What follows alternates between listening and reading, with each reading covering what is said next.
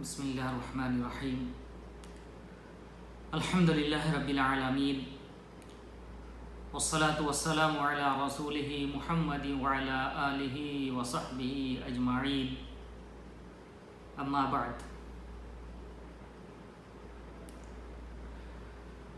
اعوذ باللہ من الشیطان الرجیم بسم اللہ الرحمن الرحیم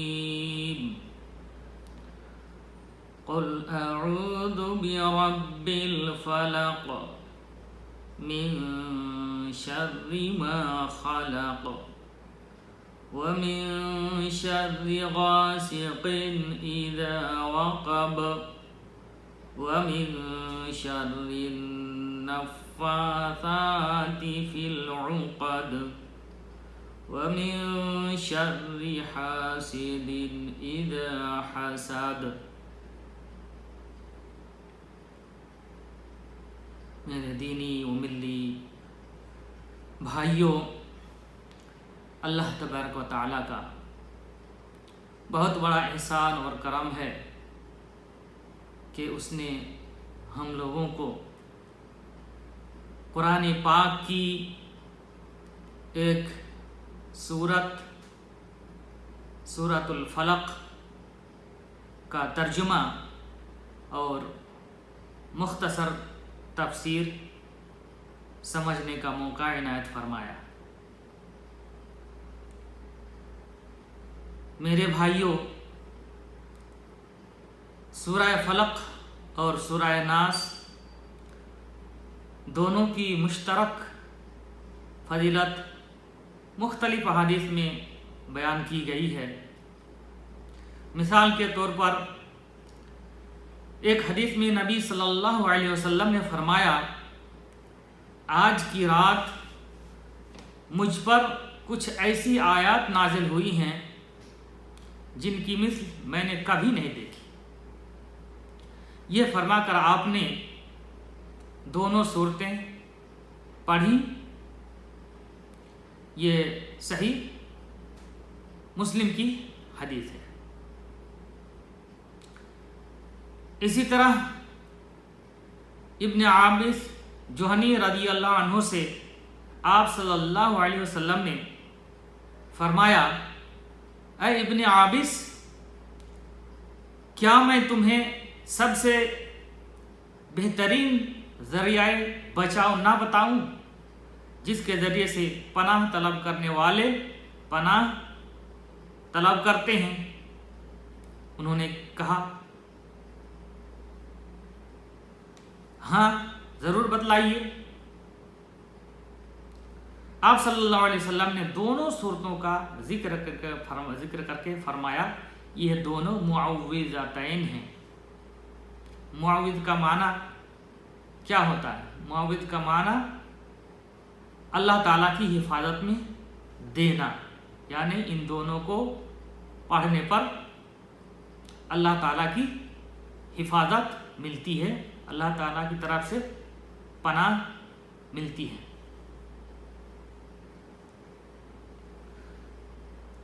یہ سنن نسائی کی روایت ہے، اور صحیح سنن نسائی جو علامہ البانی رحمۃ اللہ علیہ کی ہے، اس کے اندر یہ حدیث موجود ہے۔ نبی صلی اللہ علیہ وسلم انسانوں اور جنوں کی نظر سے پناہ مانگا کرتے تھے۔ جب یہ دونوں صورتیں نازل ہوئیں تو آپ نے ان کے پڑھنے کو معمول بنا لیا۔ کن کو؟ ان دونوں صورتوں کو، اور باقی دوسری چیزیں چھوڑ دی۔ یہ بھی ترمذی کی روایت میں موجود ہے۔ حضرت عائشہ رضی اللہ عنہا فرماتی ہیں، جب آپ صلی اللہ علیہ وسلم کو کوئی تکلیف ہوتی تو معوذتین یعنی قل اعوذ برب الفلق اور قل اعوذ برب الناس پڑھ کر اپنے جسم میں پھونک لیتے۔ جب آپ صلی اللہ علیہ وسلم کی تکلیف زیادہ ہو گئی تو میں یہ صورتیں پڑھ کر آپ کے ہاتھوں کو برکت کی امید سے آپ کے جسم پر پھیرتی۔ یہ صحیح ہے ان کی روایت ہے۔ اسی طرح ایک اور حدیث میں ہے، جب نبی صلی اللہ علیہ وسلم پر جادو کیا گیا تو جبریل علیہ السلام یہی 2 صورتیں لے کر حاضر ہوئے اور فرمایا کہ ایک یہودی نے آپ صلی اللہ علیہ وسلم پر جادو کر دیا ہے اور یہ جادو فلاں کنویں میں ہے۔ آپ صلی اللہ علیہ وسلم نے حضرت علی رضی اللہ عنہ کو بھیج کر اسے منگوایا۔ اس میں کیا تھا؟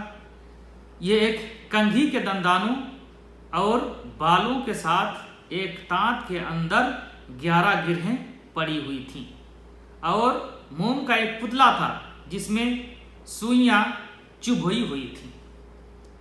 جبریل علیہ السلام کے حکم کے مطابق آپ صلی اللہ علیہ وسلم ان دونوں صورتوں میں سے ایک ایک آیت پڑھتے جاتے اور گرہ کھلتی جاتی اور سوئی نکلتی جاتی۔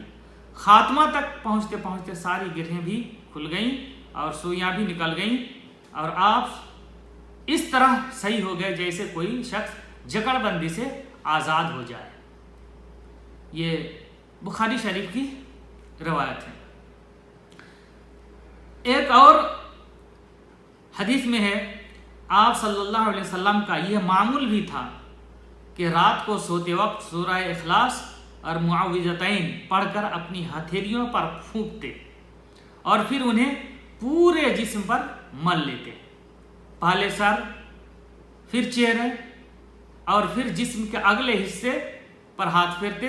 اس کے بعد جہاں تک آپ کے ہاتھ پہنچتے 3 مرتبہ آپ صلی اللہ علیہ وسلم ایسا کرتے۔ یہ بخاری شریف کی روایت ہے۔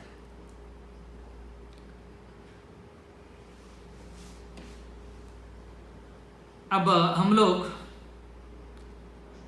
اس سورہ کا ترجمہ سمجھنے کی کوشش کرتے ہیں۔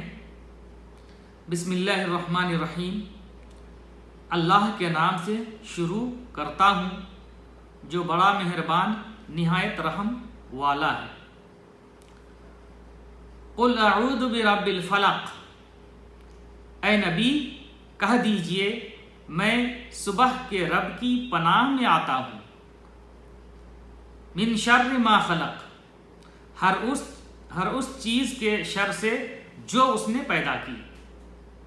ومن شر غاسق اذا وقب، اور اندھیری رات کے شر سے جب وہ چھا جائے۔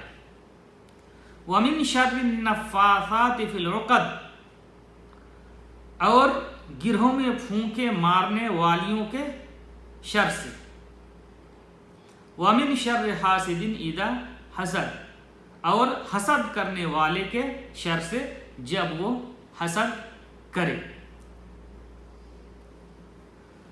قل اعوذ برب الفلق، اس میں رب الفلق، فلق کا معنی ہوتا ہے صبح، اور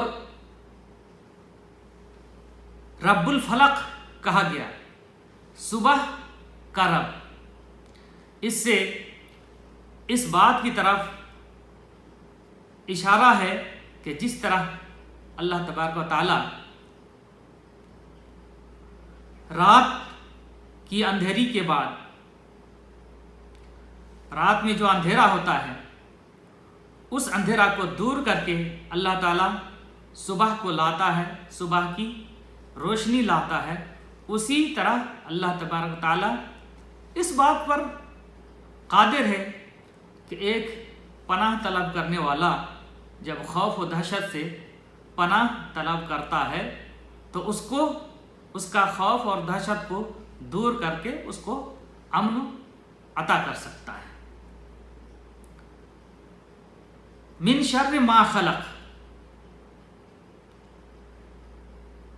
ہر اس چیز کے شر سے جو اس نے پیدا کی، یعنی ہر طرح کا شر، چاہے وہ جنات کا شر ہو، شیاطین کا شر ہو، یا جہنم کا عذاب ہو، یا کسی بھی مخلوق کی طرف سے، کسی بھی چیز کی طرف سے تکلیف ہو، ان تمام تکلیف سے پناہ مانگی گئی ہے۔ وَمِن شَرِّ غَاسِقٍ إِذَا وَقَبَ، اور اندھیری رات کے شر سے جب وہ چھا جائے۔ اصل میں رات کے ہی وقت چاہے وہ درندے ہوں، وہ بھی اپنی اپنی جگہوں سے عموماً رات کے وقت نکلتے ہیں اور اپنا شکار کرتے ہیں۔ اسی طرح کیڑے مکوڑے اور مزی جانور جو ہیں وہ بھی اپنے بلوں سے عموماً رات کے وقت نکلتے ہیں۔ اسی طرح جو جرائم پیشہ افراد ہیں وہ بھی اپنے برے ارادوں کی تکمیل کے لیے عموماً رات کے وقت ہی نکلتے ہیں۔ تو ان تمام طرح کے شر سے اس کے اندر پناہ مانگی گئی ہے۔ وَمِن شَرِّ النَّفَّاثَاتِ فِي الْعُقَدِ، اور گرہوں میں پھونکنے والیوں کے شر سے۔ اس سے مراد جادوگر ہے، چاہے وہ یہاں النفاثات یہ مؤنث کا صیغہ ہے، جمع کا صیغہ ہے، اصل میں محذوف عبارت ہے النفوس النفاثات، جس کا معنی ہوتا ہے پھونکنے والے نفوس کے شر سے۔ تو یہاں جادوگر چاہے وہ مرد ہو یا عورت، جو بھی ہو جادوگر، ان کے شر سے پناہ مانگا گیا ہے۔ جادو ایک بہت ہی بری چیز ہے اور شریعت کی نظر میں وہ بہت ہی بری چیز ہے، گناہ کا کام ہے۔ تو جادوگر جو ہوتے ہیں وہ دراصل جب جادو کرتے ہیں تو عموماً اس طرح کا کام کرتے ہیں کہ وہ جادو پڑھ کر جو ہے وہ پھونکتے ہیں اور وہ گرہیں لگاتے ہیں۔ یہ جادو کرنے کا ایک طریقہ ہے۔ تو جادوگروں کے شر سے جو اس طرح پھونک کر کے گرہیں لگاتے ہیں، ایسے جادوگروں کے شر سے بھی پناہ مانگی گئی ہے۔ وَمِن شَرِّ حَاسِدٍ إِذَا حَسَدَ، اور حسد کرنے والے کے شر سے جب وہ حسد کرے۔ حسد بھی ایک بہت بری صفت ہے۔ یہ انسان کے دل میں جب یہ صفت پیدا ہو جاتی ہے تو اس کی نیکیوں کو بھی برباد کر دیتی ہے۔ تو حسد کا مطلب یہ ہے کہ کوئی شخص کسی شخص کے پاس کوئی نعمت دیکھے تو اس نعمت کے بارے میں وہ سوچنا شروع کر دے کہ یہ نعمت اس سے ختم ہو جائے، زائل ہو جائے۔ یہ اس طرح کی وہ تمنا اور آرزو کرتا ہے۔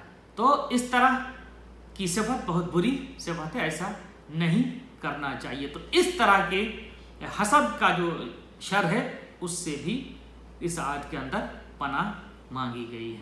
ایک بار اور ہم لوگ ترجمہ دیکھ لیتے ہیں۔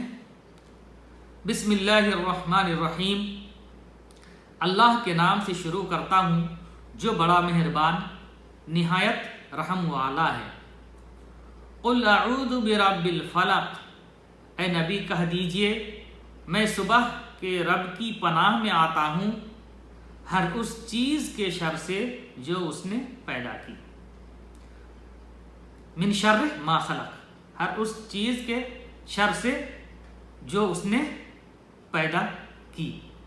ومن شر غاسق اذا وقب، اور اندھیری رات کے شر سے جب وہ چھا جائے۔